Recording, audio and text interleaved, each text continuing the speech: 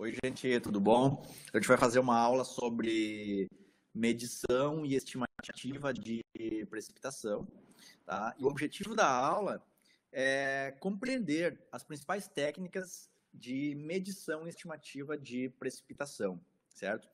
E outra questão importante em relação a essa aula é entender quais são as incertezas que estão associadas a cada método de obtenção dessa informação, tá? Seja ela de um ponto de vista de medição ou de estimativa de precipitação. Bom, nas aulas anteriores, a gente viu os mecanismos que geram precipitação, né? Por exemplo, os mecanismos de Bergeron, Findeisen, os mecanismos de colisão com a coalescência. A gente viu também os movimentos verticais do ar que permitem que ocorra condensação e o aglutinamento, a formação dessas pequenas gotículas de água. E nas aulas anteriores a gente também viu um pouco sobre o processo de condensação, né? E esse processo ele pode ocorrer também junto à superfície. Então, todo o conceito de precipitação, do ponto de vista hidrológico, consiste justamente na transferência de água da atmosfera para a superfície. Então, toda a água que é proveniente da atmosfera e atinge a superfície de diferentes formas é chamada de precipitação. Então, a gente pode ter chuva, né, quando cai aquela gotinha de água, a gente pode ter granizo, a gente pode ter o granizo miúdo, né, como eu apresentei para vocês na última aula, que é o sleet. A gente pode ter neblina ou um nevoeiro, né, e quando ela se deposita sobre a superfície, o orvalho, quando é justamente a condensação da umidade, né, sobre uma superfície, geada, quando ocorre, então, digamos assim, o congelamento, ou também neve. Então, são todos formatos de precipitação. Então, normalmente, quando a gente fala em precipitação, a gente pensa em chuva, né? Mas existem outras formas. Então, granizo, neblina, orvalho, geada, neve, sleet são todas formas de precipitação. Então, quando a gente vai caracterizar a precipitação, a primeira coisa que a gente utiliza é a questão do total, né, do ponto de vista de quantificação, tá? Por exemplo, para obras de engenharia, por exemplo. Então, qual é o total? Então, esse total ele é dado por uma altura pluviométrica, né? Então, são quantos, digamos assim, milímetros de água tem sobre uma superfície. Então, vocês lembram aquele conceito de milímetro, né? Então, se a gente pegar 1 litro de água, ou 1 quilo de água, e distribuir ele sobre uma superfície de 1 metro quadrado, a gente vai ter uma altura de 1 milímetro. Então, isso é a altura pluviométrica, né? Então, normalmente, essa altura pluviométrica, ela representa, né, quantos quilos de água temos por metro quadrado de área, certo? Então, quando a gente fala, né, por exemplo, em milímetros, pode ser 1 milímetro, pode ser 10 milímetros, pode ser 100 milímetros, pode ser 1000 milímetros, né? Então, essa é a altura. Então, quer dizer justamente a altura que se formou, né, considerando esses quilos, né, de água por metro quadrado de área. Então para ver quanto ocorreu numa superfície, numa bacia inteira, basta a gente fazer essa conversão diária, né? Bom, então quando a gente fala, né, em altura pluviométrica ou total de precipitação, uma questão muito importante é a questão da duração, tá? Então, quanto tempo dura esse evento? Então, por exemplo, se eu falar 30 milímetros, né? Choveu 30 milímetros. Então, se eu não referir um período temporal para essa informação, isso pode ser muito ou pouco, tá? Então, por exemplo, assim, o que é 30 milímetros? Eu não sei, depende. Pode ser muito, tá? Se for, por exemplo, em 1 hora, né? Então, se chover 30 milímetros em 1 hora é muita chuva, isso pode causar uma série de problemas numa cidade, por exemplo, como Porto Alegre. Ou se for 30 milímetros, mas em 1 mês, isso é tão pouco que pode, por exemplo, no Rio Grande do Sul, que pode ocasionar a perda de uma safra agrícola, né? Então, sempre quando a gente se refere à altura pluviométrica, a gente tem que pensar também qual é a duração, né? Então, por isso que a gente sempre tem um intervalo temporal associado à altura pluviométrica. Então, depois a gente tem ainda a intensidade, né, que é justamente a altura pluviométrica dividida pela duração. E outras questões importantes é como a chuva varia temporal e espacialmente, tá? Bom, então só complementando aqui a altura pluviométrica, né, que corresponde ao total, é justamente a espessura da lâmina de água precipitada que cobre uma determinada região. Então, normalmente isso é dado em milímetros, tá? E em relação a isso, então, é muito importante determinarmos qual é a duração desse evento. Então, normalmente a duração, né, a duração ela engloba período de tempo entre início e fim de um evento de precipitação, né? Então, a gente pode ter normalmente aí minutos, horas, dias ou meses, né? Então, quanto durou em termos temporais um evento, tá? E aí, quando nós dividirmos, então, essa altura pelo intervalo de tempo, a gente vai ter a intensidade, né? Então, a gente vai ter uma taxa de ocorrência de precipitação ao longo do tempo. Essa taxa ela é altamente variável, tá? Então, ela varia bastante ao longo do tempo. Então, quando a gente faz essa divisão, a gente vai ter um valor médio, mas isso não quer dizer que aquele evento específico teve a mesma variabilidade ao longo de toda a duração do evento, né? Mas, de uma certa maneira, a gente considera ela constante dentro desse nosso intervalo. Então, por exemplo, aqui tem uma situação de uma chuva ocorrida em Porto Alegre, num dia qualquer, de um ano qualquer. Então, tem o registro aqui de 24 horas, começando na hora 0 e terminando na hora 23, tá?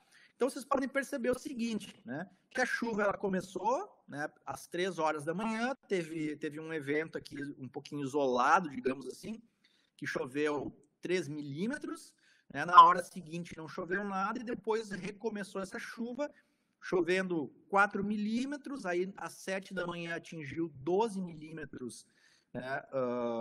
Foram registrados nessa hora, depois teve uma certa variabilidade. Então, a gente pode perceber que esse evento ele começou às 3 da manhã, né, e terminou às 13 horas. Então, ele durou basicamente 10 horas. Tá?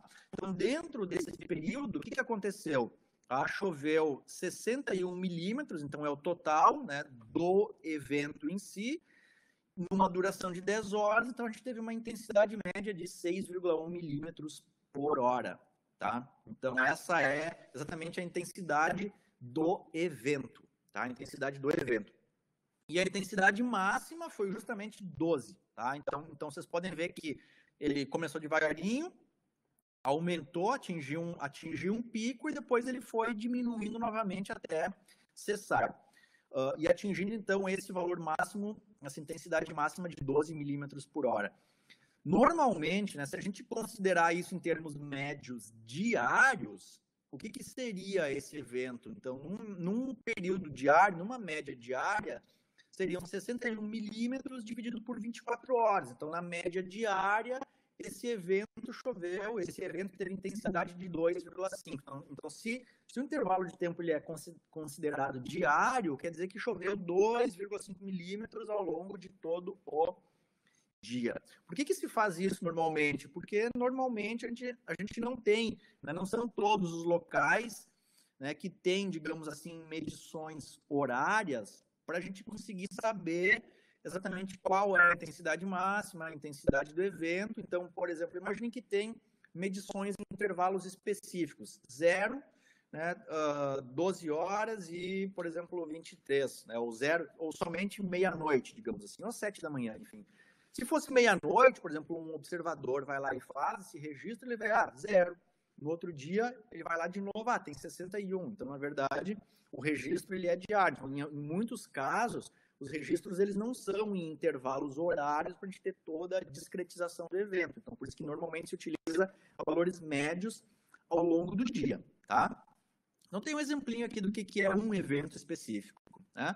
E se a gente olhar, então, gente, as precipitações, por exemplo, em Porto Alegre nos últimos 22 anos, a gente pode perceber o seguinte, tá?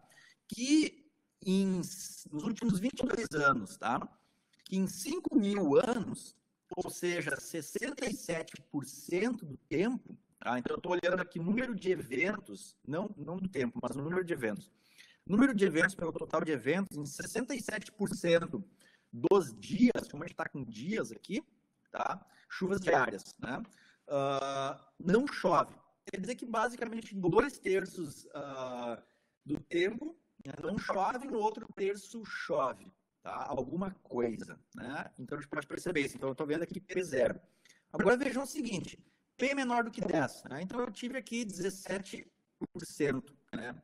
17% dos eventos, eles tiveram menos de 10 milímetros, tá? E conforme a gente vai aumentando o intervalo de precipitação, a gente pode perceber o seguinte, aqui está aumentando a intensidade média de área, então, e conforme vai aumentando a intensidade do evento, vai diminuindo a frequência de ocorrência. Então, por exemplo, eventos que têm precipitação, né, entre 100 e 110 milímetros por dia, foram apenas 7. Né? Então, se eu quisesse saber quantos eventos tem mais do que 100 milímetros de precipitação em Porto Alegre, então eu veria todo esse intervalo aqui, sei lá, deve ter uns 20 aqui, né? 25 talvez. Então, 25 desses 8 mil, 25 tem mais do que 100 milímetros de precipitação. Então, eu posso ver o seguinte, tá? Que conforme vai aumentando a intensidade do evento, vai diminuindo a frequência de ocorrência desses eventos. Então, eventos extremos, por exemplo, eles têm menores probabilidades de ocorrência do que eventos com menores intensidades. Né? Então, isso é o que os dados estão nos mostrando, certo? Estão nos mostrando. Tá? Bom, então, como é que é feita essa medição, gente? Então, isso aqui é uma medição agora, tá? Então, normalmente a gente considera isso como uma verdade. Quer dizer, esse é um dado, digamos assim, absoluto. Ó, tá correto. Então, a chuva, ela é medida usando um equipamento chamado pluviômetro. Ou pluviômetro ou pluviógrafo, tá? Então, esse pluviômetro, ele consiste em um recipiente com dimensões padronizadas para coletar a água precipitada. Então, no Brasil, por exemplo, em função das normas do INEMET, que seguem as normas da Organização Meteorológica Mundial, ele tem uma forma cilíndrica com área de captação de 400 centímetros quadrados. Então, quando é um pluviômetro, tá, a medição ela é feita de forma manual. O que significa isso? Que a Agência Nacional de Águas, o Instituto Nacional de Meteorologia, eles têm um observador que vai lá naquele ponto onde está instalado o pluviômetro e todo dia de manhã ele faz o registro. Então, 7 horas, né, faz uma medição, uma leitura diária e ele registra. Então, às 7 horas do dia tal, tinha tanta água dentro do pluviômetro. Então, basicamente, esse pluviômetro, ele tem, né, uma proveta graduada, então ele tem uma régua na qual ele faz a leitura de quantos milímetros corresponde à precipitação daquele período de 24 horas. Então, veja bem, não é nenhuma leitura diária, tá? Não, a precipitação, nesse caso, ela não é da meia-noite à meia-noite, ela é das 7 da manhã até as 7 da manhã do outro dia. Então, a gente chama isso de precipitação de 24 horas. Tá? Então, é feito exatamente esse tipo de leitura. Né? Então, tem uma régua, ele vai lá, faz a leitura e registra lá num bloco e depois faz o repasse dessas informações. Então, essas são estações que são chamadas de estações, né, ou medições convencionais. Tá? Agora, existem outras medições, né, que são feitas de forma automatizada. Então, esses são chamados pluviógrafos. Tá? Então, um dos pluviógrafos muito comuns no Brasil, e não só no Brasil, mas no mundo, ele é composto por uma cuba basculante. Tá? Então, vocês podem ver aqui, eu tenho uma cuba basculante, a padronização dele é a mesma, né? Então tem a mesma área de captação. Então, por exemplo, vai chovendo, essa chuva, ou esse valor precipitado, ele enche, então essa cuba basculante, ela transborda. Né? Então, normalmente ela recebe, por exemplo, 20 gramas de água e gira em torno do próprio eixo, né? Esvaziando, tá? E aí o outro lado, então ele enche nesse evento. Então, na verdade, eu vou ter um movimento, uma oscilação dessa cuba basculante, e cada oscilação dessas normalmente tem um valor de 0,2 milímetros. Então, no datalogger ele vai contando, né, quantas oscilações ocorreram e ele vai registrando, então, essa informação em um intervalo predeterminado. Então, normalmente, esse intervalo predeterminado ele é de hora em hora ou de 30 em 30 minutos, certo? Então, essa é uma registração automática, essa é uma estação, um pluviógrafo automatizado.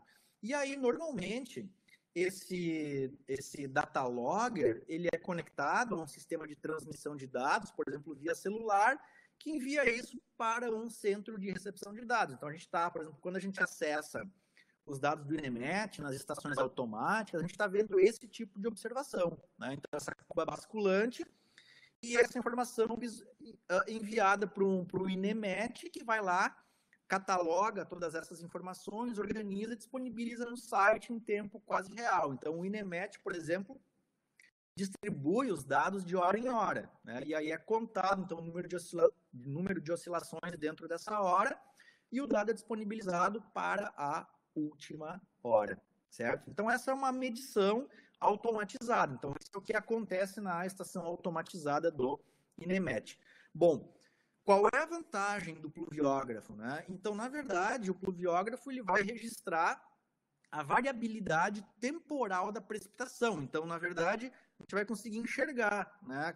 Ou saber exatamente quando esse evento começou exatamente, em qual horário, qual foi a intensidade máxima, quanto tempo ele durou, né? E qual foi a intensidade média desse evento ao longo do seu tempo de duração.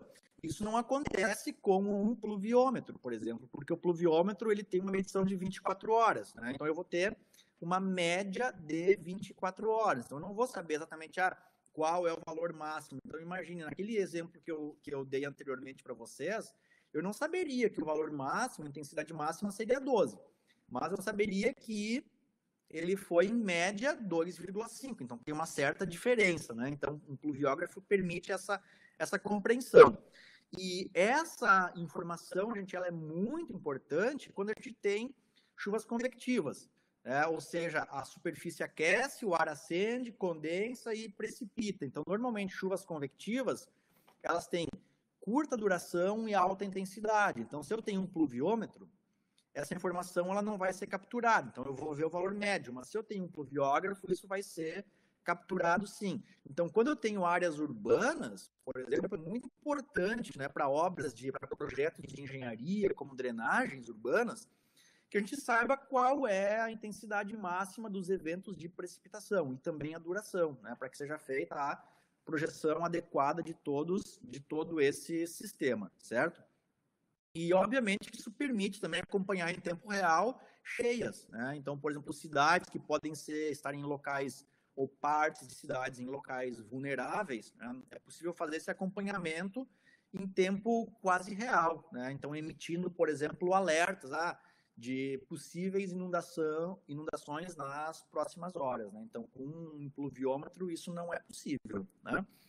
Bom, a questão é, né, quando a gente faz uma medição, seja ela por pluviômetro ou pluviógrafo, não necessariamente, tá, o valor medido, o valor registrado, ele é o valor que efetivamente ocorreu. Podem ter pequenas ou uma série de alterações em relação a esse valor. Então, essa medição ela vai ter uma certa incerteza também, né?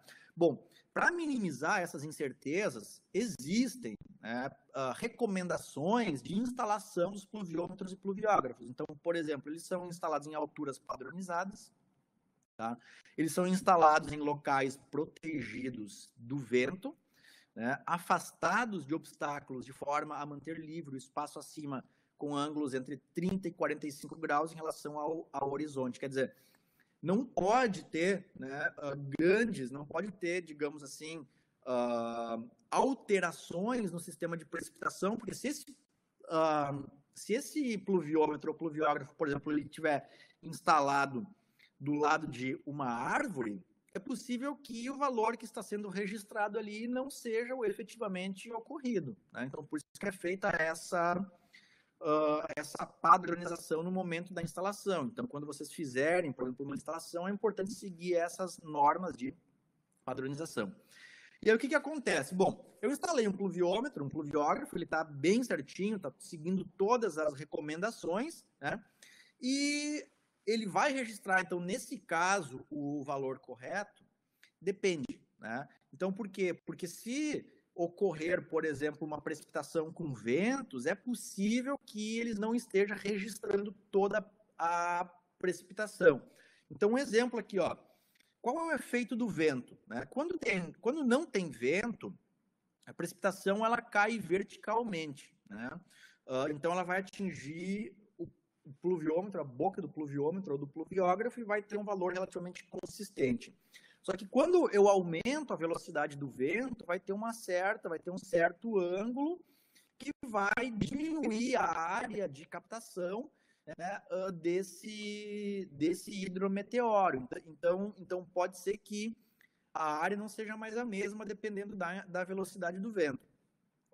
E o próprio processo de turbulência que ocorre, né, próximo no local onde está instalado esse pluviômetro, ele pode também ele pode causar digamos assim, esses problemas sistemáticos, né? Então ele é um tipo de problema, digamos assim, que não é regular. Ele vai depender, né, do vento e também do tamanho dos hidrometeoros. Então, por exemplo, aqui, ó, esse aqui é um exemplo, tá, na qual a velocidade do vento é 0. Desculpem. Então, vocês estão vendo aqui, ele cai, né, verticalmente, tá aqui as gotinhas, estão vendo, né? E ele atinge, então, verticalmente esse pluviômetro. Agora, num vento que tem, por exemplo, 5 metros por segundo, vejam bem como ele já está caindo aqui. Então, ele já está caindo com uma certa inclinação. E aí, essa área de captação ela já não é mais a mesma. Então, vocês podem ver que a área efetiva de captação do hidrometeoro ela já é um pouquinho menor. Então, quer dizer, não vai estar capturando toda a precipitação. E se a gente aumentar a velocidade do vento para 10, por exemplo, a área efetiva diminui mais, e chegar a 20, então ela já é bem menor, né? Porque vocês podem ver aqui que ela está bem inclinada, né? Então, quer dizer, nem sempre o valor registrado pelo pluviômetro é o valor que efetivamente ocorreu, tá? Então, isso é bem importante. Então, tem uma certa incerteza associada a esse tipo de medição. Então, ele não é um valor absoluto, né, que não tem nenhum tipo de erro. Da mesma forma, o próprio observador pode cometer erros também. Né? Então, ele pode olhar lá, era 7 e o cara marcou 10. Né? Não está me enxergando muito bem, estava com a lente do óculos sujo, o cara foi lá e por algum motivo marcou errado. Né? Então, isso também pode acontecer. Né? Então, ele não é um valor totalmente livre de erros, digamos assim. Agora, o que acontece? Né? Então, qual é, por exemplo, a representatividade da medição da precipitação? Tá? Então, quer dizer, a medição ela é representativa de uma área relativamente pequena. Então, a gente admite, normalmente, que tem alguma coisa próxima a 3 quilômetros, tá? Em termos de 3 quilômetros de raio, em termos de áreas de abrangência. Então, quer dizer, imagine aquele valor que foi registrado, ele vai ter uma abrangência de 3 quilômetros, alguma coisa assim de raio. Então, os dados da ONM, tá, e de experimentos que foram feitos, eles indicam o seguinte, vejam bem, isso aqui, tá, corresponde, esse gráfico, ele está demonstrando aqui uma relação uma correlação, né, entre estações, tá? Então, seria, né, então a gente pega 2, 3, 4, 5, 10 estações e determina ou calcula o coeficiente de correlação entre essas estações, tá? Da precipitação que foi registrada por cada estação. Então, vocês podem perceber o seguinte, tá? Que quando a gente tem, e aqui corresponde à separação, tá? Separação em quilômetros. Então, a gente pode perceber o seguinte, quando as estações elas estão separadas até 10 quilômetros, os coeficientes eles são superiores a 0,3. Tá? Então, 0,3, 0,4, 0,5, 0,6, 0,7 até 0,9, basicamente. Então, quer dizer, quando elas estão próximas até 10 quilômetros uma das outras, a correlação ela é relativamente alta. Então, vamos chutar um valor médio aqui de 0,6, 0,7. Né? Só que conforme a gente vai aumentando a distância entre elas, então isso significa que a correlação vai diminuindo. Né? Então, quer dizer que aquele evento ele já não é mais exatamente o mesmo. Então, por exemplo, isso é muito comum. acontecer, tá? Digamos assim, lá nos meses de verão, né? Vocês estavam no IPH tendo aula, né? Antes do ensino remoto emergencial. Não estava chovendo, né? E aí, em alguma parte da cidade, poderia estar chovendo. Então, quer dizer, é uma chuva convectiva, uma chuva de verão, e aí, pá, tá chovendo lá, mas não está chovendo no IPH. Então, isso é bem comum, né? Então, isso depende muito do tipo de precipitação, né? Mas, de uma maneira geral, a distância, tá, é justamente uma distância baixa para altas correlações. Então, quer dizer que a representatividade dela é baixa. Então, por exemplo, eu não posso usar uma estação, em termos práticos, digamos assim, eu não posso usar uma estação meteorológica, olhar quanto choveu, né, que está localizada, por exemplo, em Canoas ou Novo Hamburgo, para ser usada como referência numa obra, num projeto de drenagem urbana em Porto Alegre, porque elas estão muito longe. Né? A distância entre elas é muito grande, então a tendência é que a gente tenha que usar sempre estações muito próximas. Então isso é bem importante, tá, gente? Essa questão de representatividade, né, do ponto de vista de obras de engenharia, tá? Então, olha só, a Agência Nacional de Águas, ela disponibiliza, através do Sistema Nacional, né, de Informação de Recursos Hídricos, uma série de estações, tá? Aqui tem um pedaço do estado do Rio Grande do Sul, que vocês podem ver, né, a disponibilidade de dados de precipitação. Então, normalmente são dados diários, né, que são medidos às 7 horas da manhã. Então, é um dado convencional, digamos assim. E o INEMET, que vocês já assistiram, vocês já utilizaram dados para fazer alguns exercícios, também tem uma rede, né, chamada Rede Hidrometeorológica Nacional. E essa rede ela tem, então, disponibilidade de dados convencionais, então, uma medição diária, e também automática, né, que tem medições, então, de hora em hora que vocês podem acessar, tá? Então, tem uma boa cobertura. E, olha só, bom, e na ausência de dados observados, o que a gente faz? Né? Normalmente, existem formas de fazer estimativas de precipitação. Então, por exemplo, uma forma de estimar a precipitação é a partir de radar meteorológico. Então, o que significa esse radar? Olha só, Radio Detection and Ranging, tá? Então, um radar, ele vai emitir um pulso de radiação eletromagnética, né? Normalmente de forma paralela à superfície, então ele emite, né, esse pulso de radiação, ou com uma certa inclinação para capturar uma parte do perfil atmosférico. Quando esse pulso eletromagnético ele encontra, por exemplo, uma nuvem, ele interage com a água que tem ali, com a água, com o gelo, com as gotinhas, né, e retorna para o radar. Então, quer dizer, esse sinal que foi emitido, ele tem uma certa perturbação, né? Então, ele vai ser perturbado, e essa perturbação, ela vai indicar ela pode ser relacionada então, a uma certa quantidade de água que tem dentro dessa nuvem. Então, essa perturbação, digamos assim, a gente chama ela, né, especificamente de refletividade. Então, essa refletividade, né, que está relacionada com a questão da nuvem, de quanta água, quantas partículas tem ali dentro, vai ser correlacionada com a precipitação. Então, imaginem, isso é muito legal. Por quê? Porque uma estação, né, seja ela convencional, automática, ela vai ter aí um raio de 3, digamos assim, tudo bem, 10 quilômetros, né? Então, é muito pequena a área de abrangência, tá? Então, por exemplo, eu quero medir uma grande área. Então, eu teria que ter uma rede de estações, né, automatizadas para que eu conseguisse obter essa informação em tempo quase real. Agora, imagine, se eu tenho um radar que consegue emitir pulsos em várias direções, em várias altitudes, eu consigo ver isso, né, numa grande área. Então, eu consigo ter uma estimativa espacial em uma grande área que está no entorno da antena desse radar, né? Então, isso é fantástico, porque eu consigo ver o que está acontecendo ao meu redor, em grandes distâncias, né? Não somente 10 quilômetros, mas até 200 quilômetros de raio, né? Isso é muito legal. Entretanto, isso é, como o próprio nome diz, uma estimativa, certo? Então, uma estimativa, e essa estimativa, ela necessita de calibração e também de validação, ou seja, eu vou ter que ajustar uma equação e, consequentemente, vou ter que fazer a validação dessa equação, né?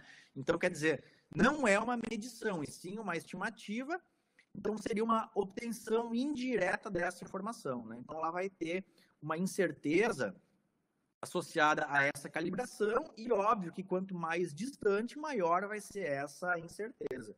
Então, por exemplo, aqui tem uma situação, né? Então aqui eu tenho um radar meteorológico, então ele emite um pulso, então vocês estão vendo aqui que ele está emitindo um pulso paralelo à superfície, né? E que tem uma certa inclinação. Então esse pulso, ele vai interagir, ele vai ter um comprimento de onda da casa de centímetros, por exemplo, e ele vai interagir com a quantidade de água que tem aqui dentro, né? E aí, consequentemente, ele vai conseguir determinar, né, ou vai ter um retorno, uma certa refletividade que vai ser associada, então, a uma intensidade de precipitação.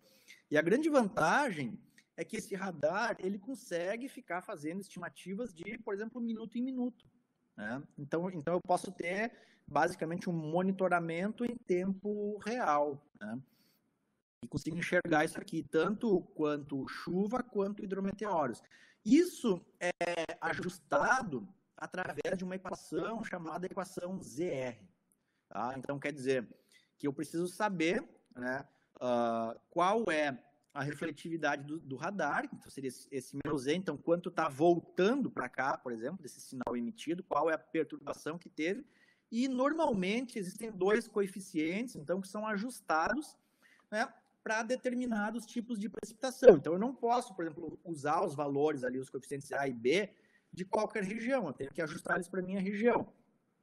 Por exemplo, no sul, as chuvas, elas são diferentes, por exemplo, do sul, né, do sudeste, do centro-oeste da Amazônia. Então, não é a mesma coisa, né? Não é a mesma quantidade de água, as partículas não têm o mesmo tamanho.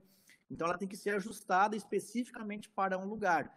Então, por exemplo, quando um governo do estado, uma agência, ela adquire um radar meteorológico, o ideal é que exista uma densa rede de estações automatizadas que estejam exatamente aqui embaixo, né? Então está sendo medido, então ele está conseguindo ver, por exemplo, qual é a refletividade e quanto está chovendo ao mesmo tempo. Então, quando a gente tem uma boa rede, né, a gente consegue fazer uma calibração muito boa.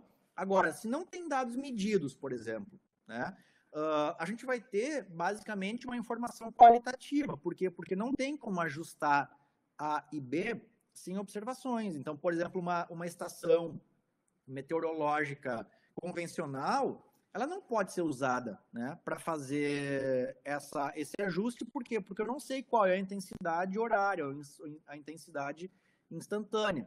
Então, a informação que um radar me dá, nesse caso, é muito mais qualitativa do que quantitativa. Então, eu posso enxergar, por exemplo, as precipitações evoluindo no tempo, né? Por exemplo, quando vem uma frente fria lá da Argentina, do Uruguai, eu consigo ver direitinho, mas não sei exatamente quanto está chovendo, né? Se eu não tenho uma rede densa para fazer essa calibração, tá? Na minha área de estudo. Só que tem um exemplo, né? Então, por exemplo, uma situação, os Estados Unidos têm uma rede fantástica chamada de NEXRAD, Next Generation of Radar, e o que eles fazem, né? Então, essa rede deles de radar cobre todo o território americano. Então, eles conseguem, por exemplo, enxergar as chuvas com 5 em 5 minutos de intervalo. Então, imaginem, a cada 5 minutos você consegue ver o deslocamento, né, de sistemas, sejam eles convectivos, sejam eles frontais, processos, por exemplo, de eventos extremos, então consegue ser monitorado num período de tempo, num intervalo de tempo muito pequeno, né? Então, do ponto de vista de previsão de eventos e tal, é muito, digamos assim, muito, muito importante ter uma rede como essa. E aí, o que acontece? Eles fazem uma varredura com 0,5 até 20 graus de ângulo em relação à superfície. Então, quer dizer que eles não estão enxergando só o que está chovendo, por exemplo, próximo à superfície, mas eles estão enxergando também toda a atmosfera.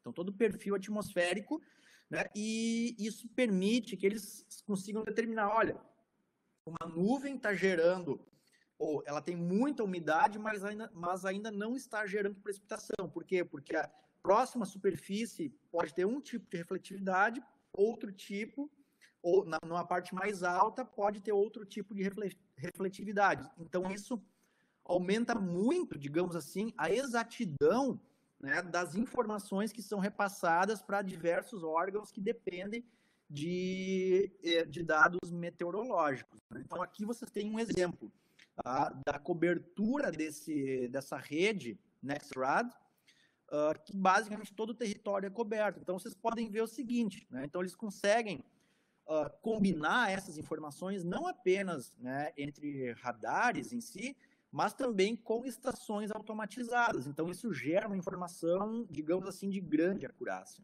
né? Isso aqui corresponde, tá, a um gráfico que mostra mais ou menos a qualidade da informação.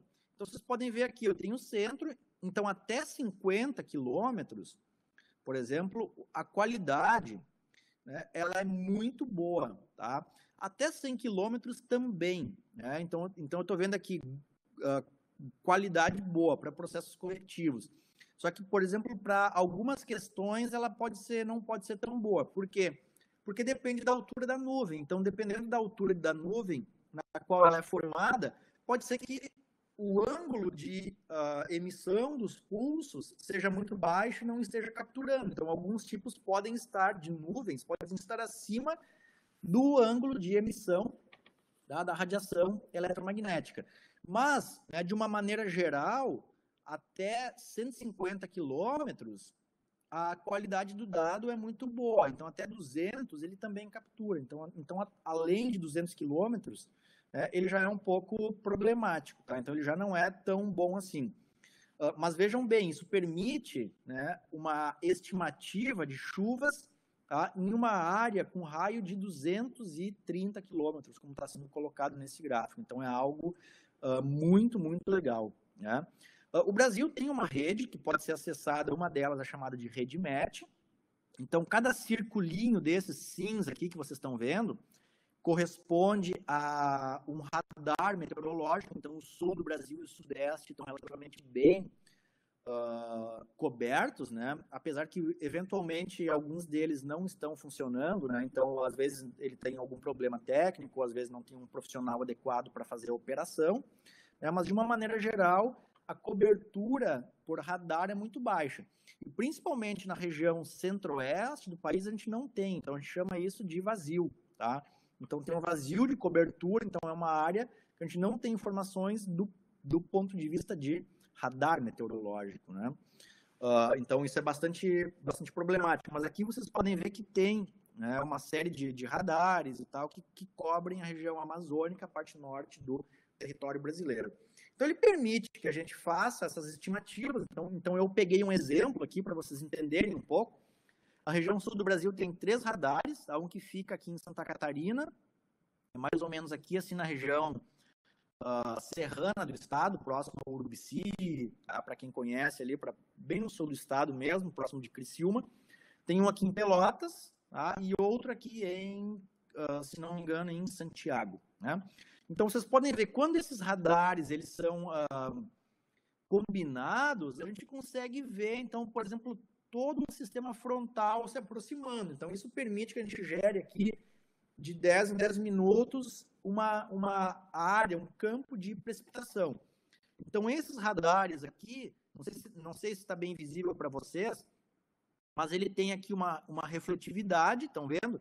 Então, quer dizer, quando a refletividade do radar é baixa, é óbvio, o sinal eletromagnético ele não está voltando, né? Então, quer dizer que não tem nada de água ou tem muito pouca água naquela nuvem. Agora, quando a refletividade é alta, por exemplo, como nessas cores vermelho ou roxo aqui, significa que tem muita água ali dentro. Então, o sinal está retornando com uma grande refletividade. Então, isso é associado a uma elevada taxa de precipitação, certo? E aí tem aqui um potencial de precipitação, digamos assim. Então, isso permite que os órgãos, né, governamentais, ou institutos, acompanhem a precipitação de uma forma muito detalhada, tá?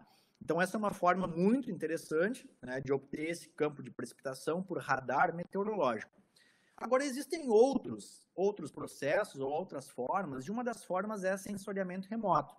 Então, quer dizer, é um satélite que está instalado, que está numa órbita e que tem altitudes superiores, normalmente a 400 quilômetros de altitude, e utilizam diferentes faixas espectrais. Então eu tenho como exemplo aqui, né, vocês lembram dessa relação, né, de ondas eletromagnéticas? Então, por exemplo, um sensor instalado em um satélite, ele pode capturar vários comprimentos de onda, né, e esses comprimentos de onda que são, né, sensibilizados ou sensibilizam o sensor, podem ser associados a também uma intensidade de precipitação.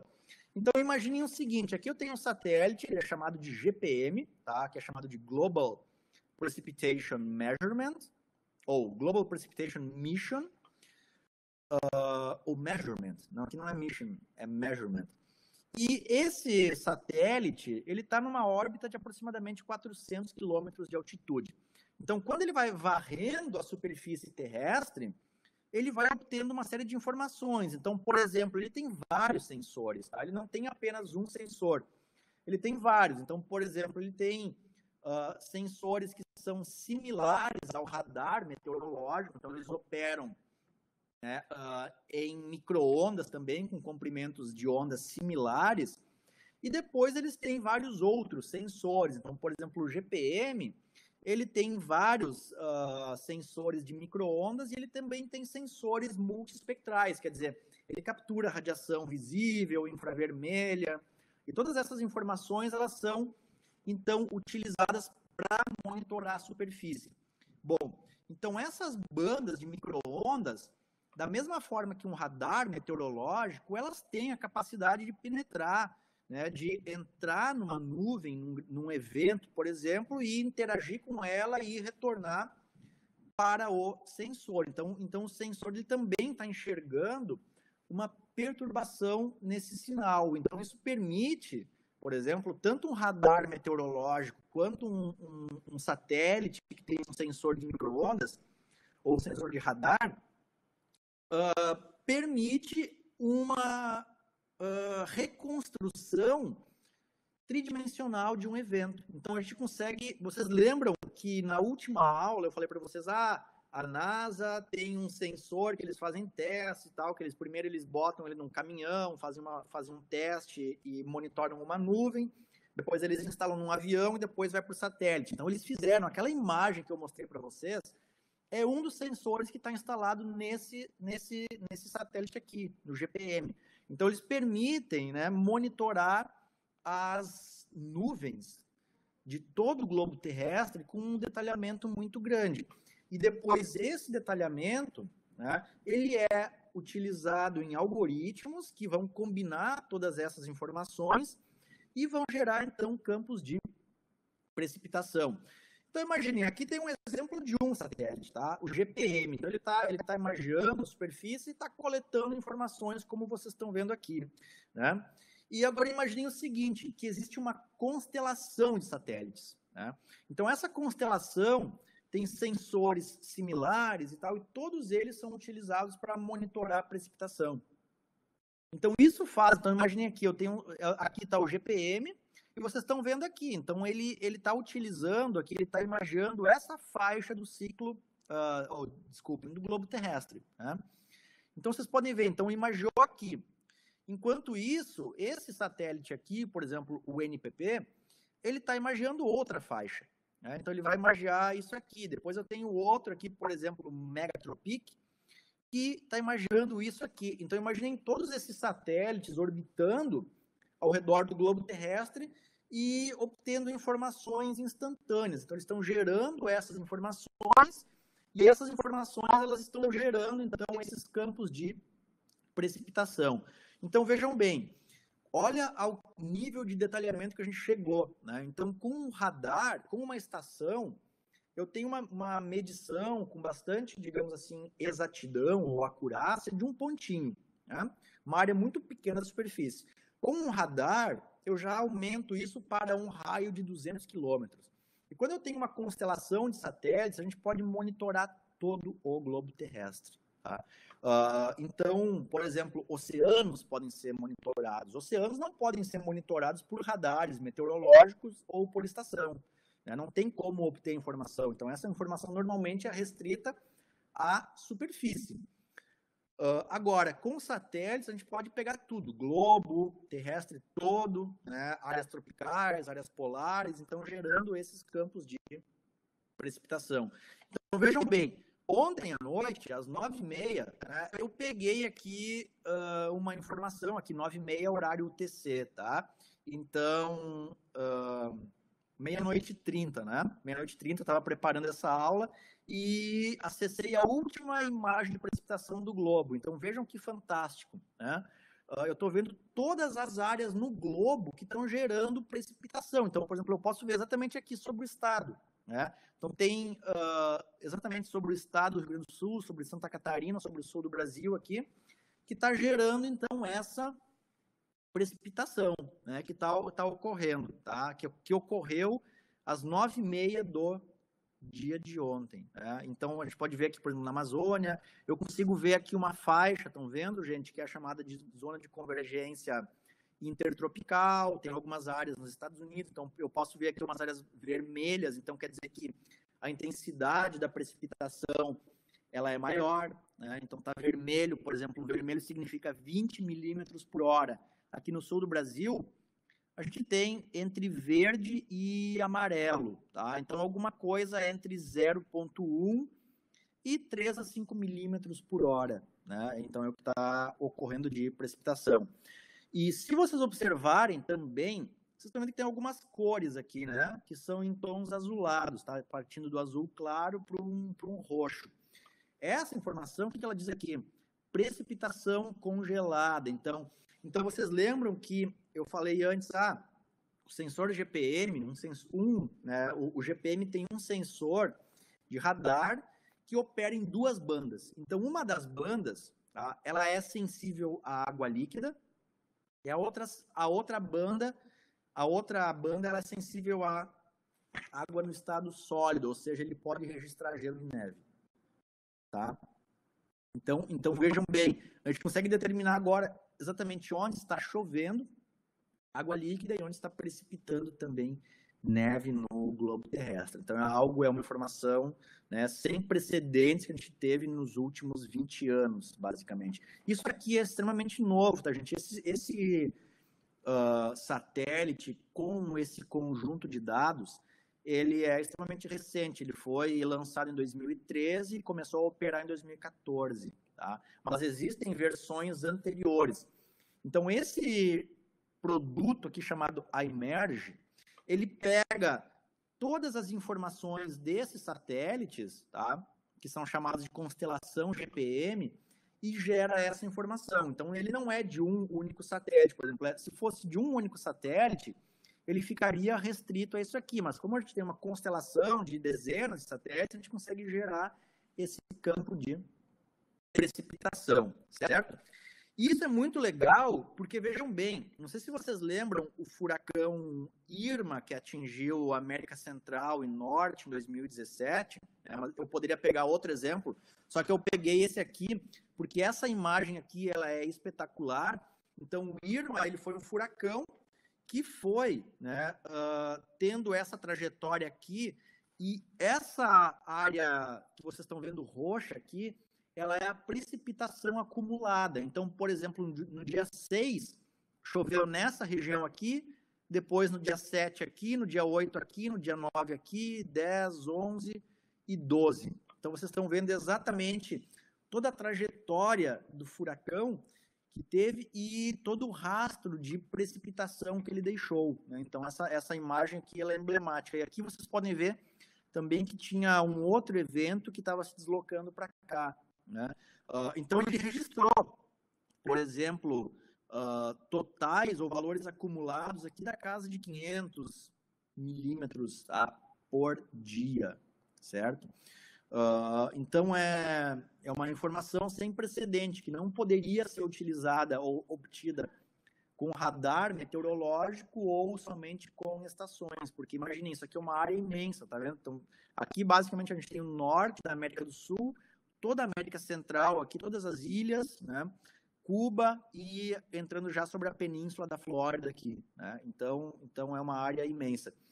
E como ele tem um radar também, esse radar permite que seja obtida uma informação tridimensional de um evento, de uma nuvem, né? Então, essa informação, por exemplo, ela pode me dar exatamente a altura de uma nuvem. Então, se eu sei, por exemplo, se essa nuvem ela tem 5, 10 ou 15 quilômetros de desenvolvimento vertical, eu tenho uma forma de estimar de forma muito consistente qual é a quantidade de água que tem ali dentro, né? Então, por exemplo, aqui vocês estão vendo o desenvolvimento vertical, né, de um furacão e do Irma, na verdade, tá? Também do mesmo. Então, vocês estão vendo aqui, essa linha aqui, ela indica que o furacão ele tinha uma altitude de 10 quilômetros, tá? Então, alguns pontos aqui, na verdade, superior, tá vendo? O 10 quilômetros é aqui, ó. Então, vocês estão vendo eventos aqui sobre, né? Então, isso permite que a gente consiga determinar com grande acurácia qual é a quantidade de água, qual é a temperatura desse evento, né? Então, se vocês lembrarem das aulas anteriores, quanto mais frio é o topo de uma nuvem, maior é o seu desenvolvimento vertical, então mais intenso tendem a ser os ventos, né? Então, isso permite que a gente consiga determinar com grande, né, acurácia esses eventos, tá? Então, sejam eventos extremos, como um furacão, ou seja também como, né, a possibilidade de utilização dessas informações de forma a complementar dados de estações meteorológicas, tá? Então, olha só, a pergunta é, né, quão exatas são essas informações? Então, na verdade, a gente pode ver o seguinte, que como a gente tem também informações, por exemplo, num intervalo muito curto de tempo, então, por exemplo, o GPM, como ele tem uma cobertura, ele tem uma constelação imensa de satélites, as informações, elas são distribuídas a cada 30 minutos. Então, imagine um mapa de precipitação a cada 30 minutos, né? Então imaginem quão fantástico isso é para o globo todo. Então, o que acaba acontecendo? Quando a gente tem, por exemplo, intervalos muito curtos, por exemplo, aqui a gente tem intervalos diários, a gente pode perceber o seguinte, né, que existe uma certa, digamos assim, incerteza nessas informações, porque a gente está lidando normalmente com quantidades pequenas de água, né, com muitos eventos, então é muito difícil a gente conseguir ajustar isso para conseguir acertar em intervalos muito pequenos. Então, aqui eu estou vendo o seguinte, uma estimativa, tá, por satélite e o que foi medido, né? Então, eu tenho uma estação comparando a estimativa do satélite. Então, vocês podem ver que num intervalo de tempo diário, ele tem um certo, digamos assim, problema, né? Mas quando a gente vai acumulando essas informações em tempos maiores, por exemplo, como no intervalo de tempo mensal, já podem ver que tem, né, uma relação muito forte. Se a relação fosse perfeita, ela deveria ficar exatamente sobre a linha pontilhada, né? Mas então vocês podem ver que tem um pouquinho de erro, né? Então, por exemplo, às vezes tu pode ter aqui, ele foi medido 300 milímetros em um mês e deve ter dado aqui, em alguns casos, por exemplo, 200 ou 400, né? Então, ele tem um certo erro, ele não é um valor que é totalmente exato, ele não tem uma grande exatidão, né? Então, a gente está falando que tem um certo erro, esse erro é maior do que o erro que existe, por exemplo, num radar meteorológico ou numa própria estação, mas ele tem grandes vantagens, né? Então, imaginem, ele está numa distância de 400 quilômetros ou mais, né, e gerando, então, essas informações de toda a superfície.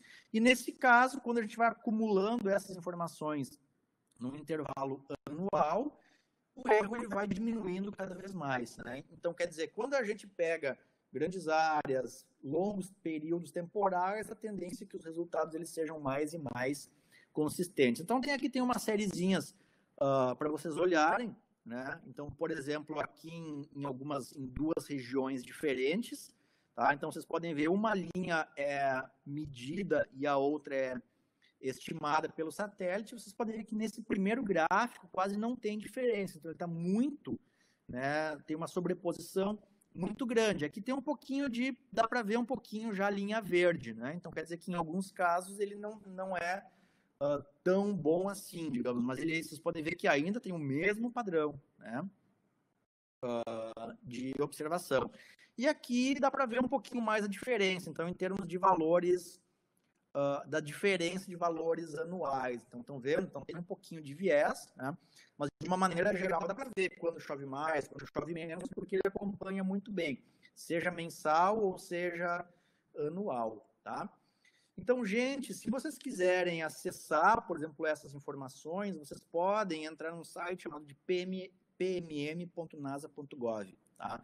Então, esse site é Precipitation Measurement Missions. Então, ele é um catálogo na qual tem várias missões de sensoriamento remoto que permitem a visualização dessas estimativas de chuva no globo terrestre. Tá?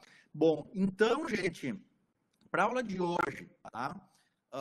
Recomendação de leitura, Shuttleworth, medição, né, e observação de precipitação, principalmente esse. Tá?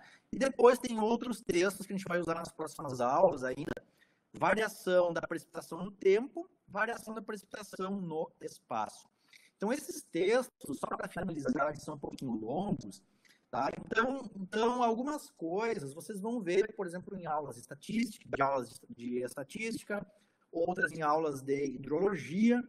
Então, a recomendação é que vocês olhem, por exemplo, essas questões que foram discutidas aqui nessa apresentação. Tá bom, gente? Então, pela aula de hoje, era isso. Então, ficamos por aqui. Muito obrigado. Tá bom, gente? Tchau, tchau.